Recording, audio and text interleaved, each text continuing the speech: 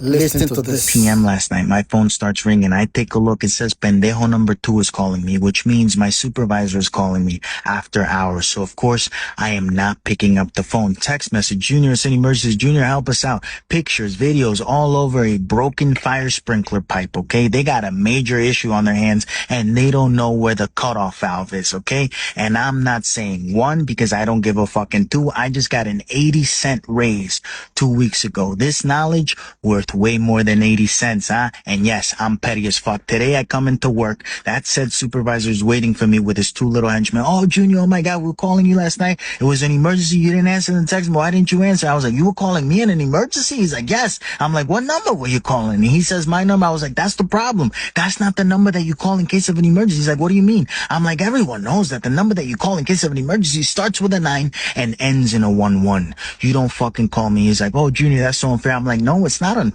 You didn't include me in the emergency fund money when we were talking about raises 2 weeks ago. You gave me 80 cents. 80 cents does not equate to the amount of information that I know. And you're my supervisor, right? He's like, yes, I'm your supervisor. I'm the authority figure here. I was like, well, if you're supervising someone, you should know the exact same information that that person knows. That person should rely on you for information, not the other way around. Huh? How can you make more money than me and no less than me? This doesn't make any sense, which brings up a very important question for yourself. If you find yourself ruling, supervising other people, make sure that you know what you need to know and you don't find yourself depending on an asshole like me that's going to remind you how fucking stupid you actually are, okay? And he says, oh, Junior, we offered you a promotion. I was like, you offered me a trap. You offered me an extra $3,000 a year for an extra 10 hours a week. How the fuck does that make sense? I already don't like you. If I have to spend another 10 hours a week with you,